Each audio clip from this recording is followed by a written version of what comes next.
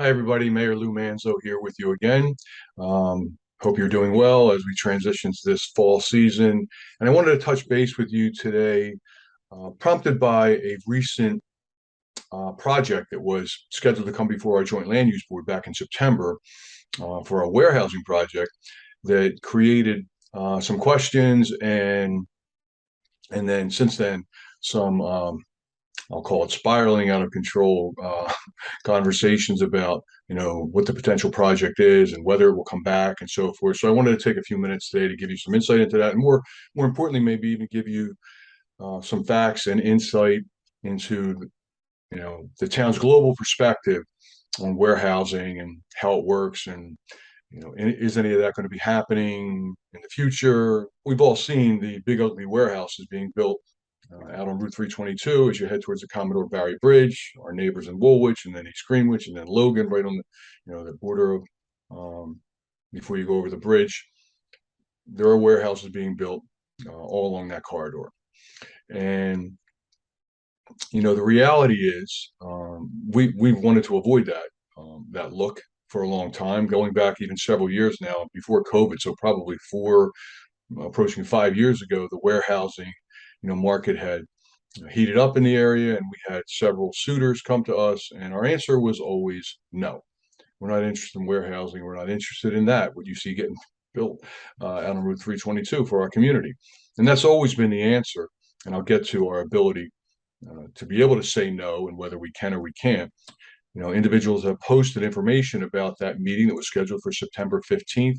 The details on that was, this applicant had gotten onto our agenda because once you make an application and you have the right to come in and make a presentation, we obviously need to hear that. And that night, the application was tabled, meaning was set aside, pushed to another date, mainly because of a legal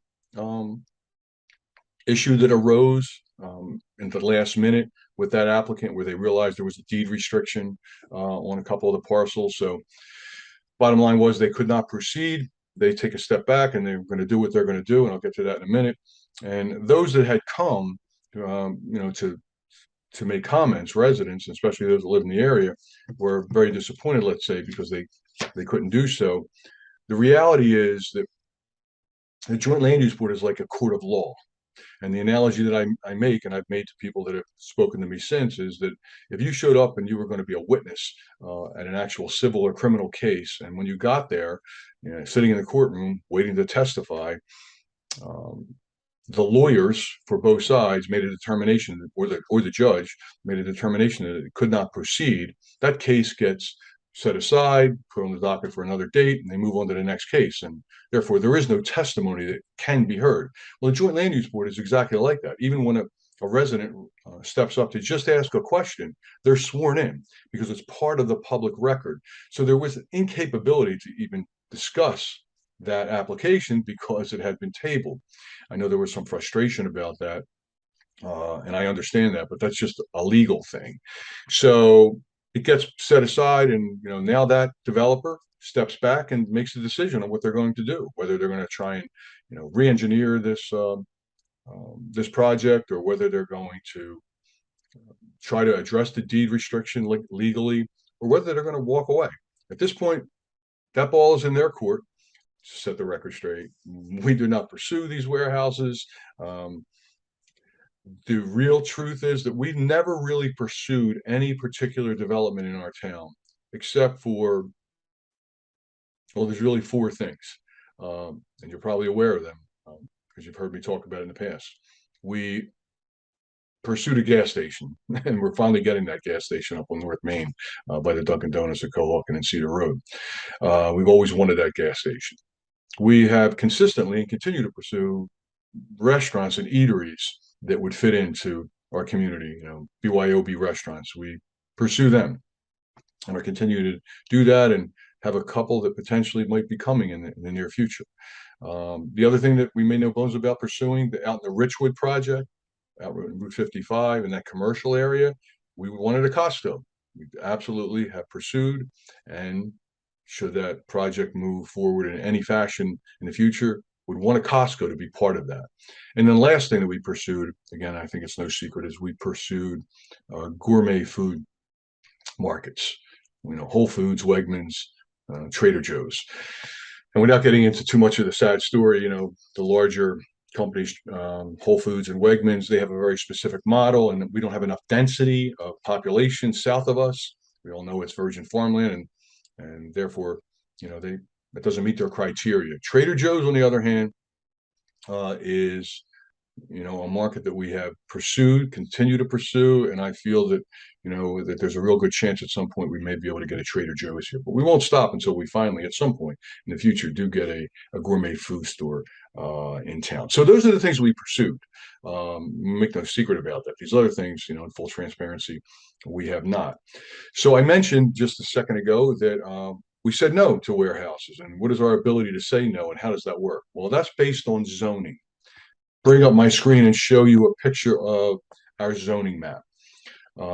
Lots of colors, lots of lines, but basically everything in yellow is all residential. To give you some orientation, this is downtown area, Main Street, green. This is out here. This is the Route 55 interchange. This is all the Richwood area, Rowan on this side.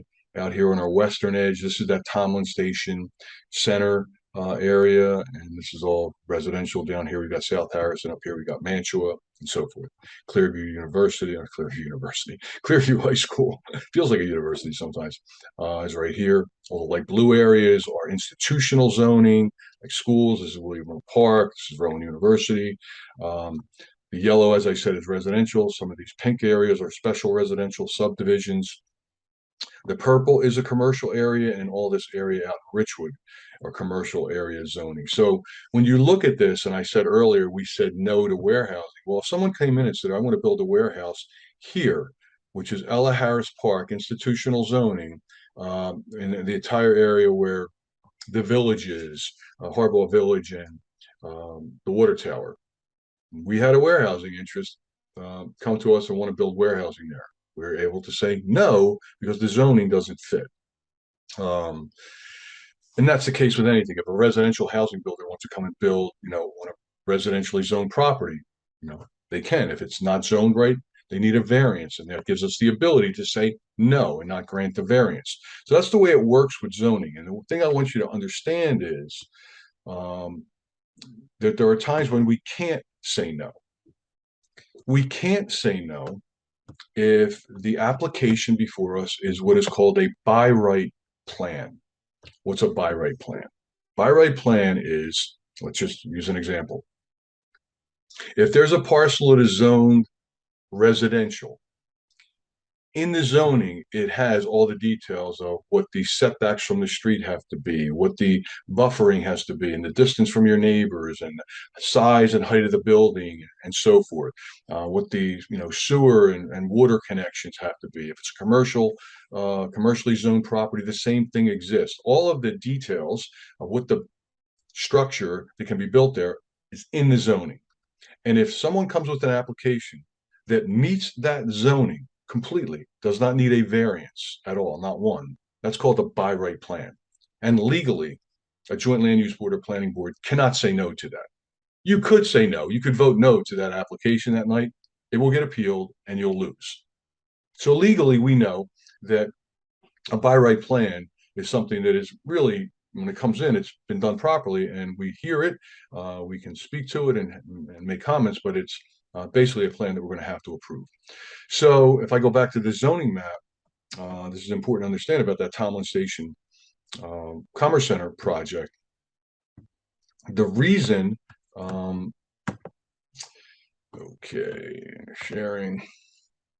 The reason that application was in front of us, should have been in front of us until the legal glitch came up, was because we know, based on the zoning that exists here, this purple area, it's called C55, the zoning that exists there, and anything in 55, 57, I'm not asking you to understand all of this other than to know that that allows for everything commercial, including light industrial, and yes, including warehousing.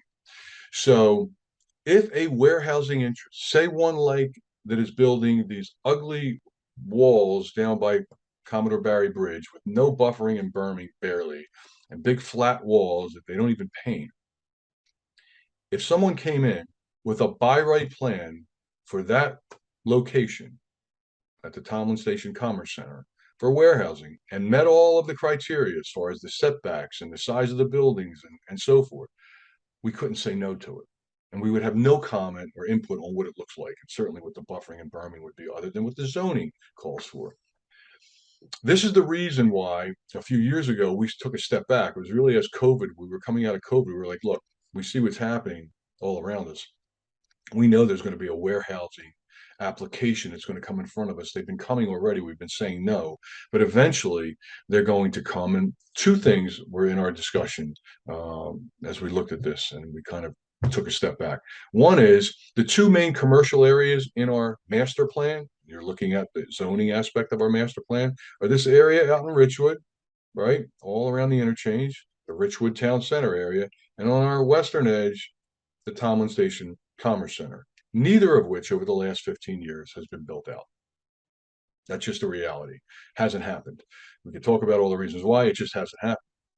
So since it hasn't happened, and all of the expected commercial ratables that were in our fiscal plan for the last decade or more, they have never come to fruition. That's an issue. And so we have, bided our time and kept our fingers in the dike on our budget over these years. But we know that eventually there needs to be some additional commercial ratables. Well, now the retail ratable world is done. Not going to build retail. They're not going to build 1 million square feet of retail stores out here in the Richwood project, which is one of the reasons that we even considered that soccer modus project out there, which is another story, and I'm not going to get into today. But again, that just sits there, not coming in officially for an approval yet. But we know that we're not going to get retail out there. We know that office building is, that market is dead too, because COVID basically left office vacancies everywhere.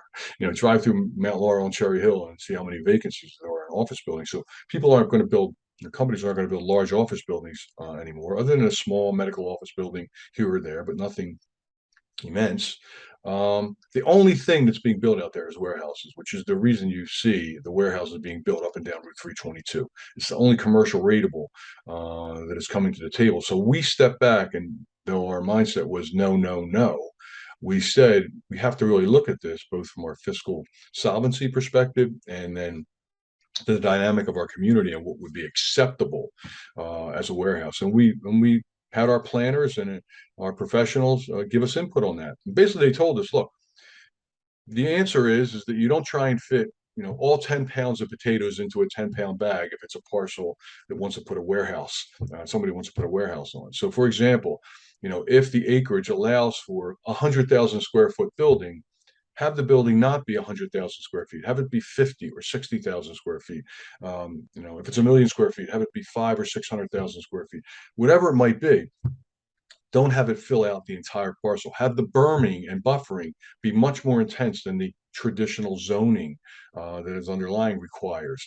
Have the circulation pattern is defined by the county and state, and those standards. That's going to happen anyway. It's basically jurisdiction that we don't have as far as the streets and how many trucks and can and can't come in and so forth. That gets taken care of on its own. There are standards in place for that. So our main concern is really about the aesthetics, the operations, what it looks like, and the impact that it has on those communities that are closest to this warehouse should it get built. So they said, don't have it be as large as it could be.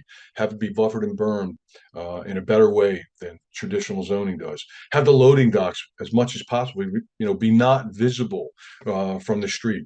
Things like that. And obviously the buildings themselves, what they look like, as we can see down on through 322 and going towards the bridge, we can make them look better. Or can we make them look better? Can we have a developer that will work with us on that? So that's what we, came out of COVID, mid to late 2020 with the mindset that any suitors that would come to us, we would have that conversation and have that be a requirement if we were going to see if we can consider it. And the first place that we knew we had to address was the Tomlin Station Commerce Center. Why? It's zoned already to allow a warehouse. And if we didn't do something to make it be the best version of whatever it was going to be, um, we would get a buy right plan that would have buildings that look something like what you're seeing go up down on Route 322. And we wanted to avoid that at all costs. So, though that application went by the wayside in September, may never come back, the objective of that application was to meet all of those criteria. Have buildings that are smaller than they could be there. Break it up into a couple of buildings. Have the loading docks be hidden. Have the berming and buffering be intense, and the buildings themselves have them be more aesthetically pleasing. So those were the things that we were thinking about, and what we will think about going forward should there be any other warehousing applications that come before us, and be viable for consideration. It's part of our master plan mindset. It's this idea of build out that gives us the ratables that we need to be able to provide the services to you, that you're used to, without having to increase your taxes more substantially uh, than we even have. The reality is, it's New Jersey, and we all know this story over and over again. Things have to change in Trenton for that to be fixed. But of the 16 cents of every dollar that we get from your tax dollars, we manage that the best we can. So we know with that ratable, that commercial ratable need, we're going to balance that build out with, something that is desirable for our community. So that being said, that's the reason that we have the mindset we do on warehousing. Whether that application at Tomlin Station Commerce Park ever comes back, we don't know if that's going to happen. Will there be others in front of us at some point? We would guess so, and we will, try to achieve the best version of that we can. That those things can look, those warehouses can look better, um, than what you see down on Route 322. For example, we've looked at some options that are out there that make it look more like an office building, something like this. I mean, that's a warehouse that looks like an office building. It's the side without the loading docks, obviously, that you maybe don't see from the street. These are warehouses that would be something that is possibly acceptable, compared to what we're seeing down on Route 322. And so when we talk to anybody that's coming in, these are the kind of standards that we're looking for, as far as the look of the building. And we can do that by utilizing the redevelopment designation that we have in place, where we can hold their feet to the fire and they will work with us, um, to be able to build something that is, like I said, acceptable when it comes to that particular use. So to put a period at the end of the sentence today, my objective was to clarify that Tomlin Station Commerce Park application, what happened with it, where it went, we're waiting now, and we'll see. It's up to that developer whether or not they decide to come back. For sure, they will not come back on our agenda until December at the earliest. So you can take that to the bank, because they have to apply to us to get on our agenda. And the promise that I'll make to you is, when it comes to any development, but especially this topic of warehousing, it is the market that is out there. It is the suitor that's at the table. And should there ever be an application in front of our joint land use board again for warehousing, it will be done in the manner in which I just described to you, to try and make it be the best possible version that it can be. And that is really in the interest. Our actions are in the interest of those that are closest to it, because let's face it, if you live on one side of town and there's a warehousing interest, or a warehouse built at the other side of town, how much of an impact is that going to have on you? Not as much, and practically none, depending on where you're located. So we know it's the people that are closest to anything that gets built, whether it's a Wawa, an office building, or a CVS. Those right behind that project are the ones that we're looking to protect all the time, and that's the promise that we make to you going forward. So please feel free, should you hear about anything else that you have questions about, rather than depend on a Facebook post, unless it's our Facebook page, um, call us. My personal cell phone and all of our committee members' personal cell phones are on the website, have been the entire tenure I've been in office. Obviously, or direct emails, you can reach out to us and ask us the questions that you have should something arise. All right. Again, as always, we appreciate you taking the time to listen to this, and I hope to see you around town. Take care.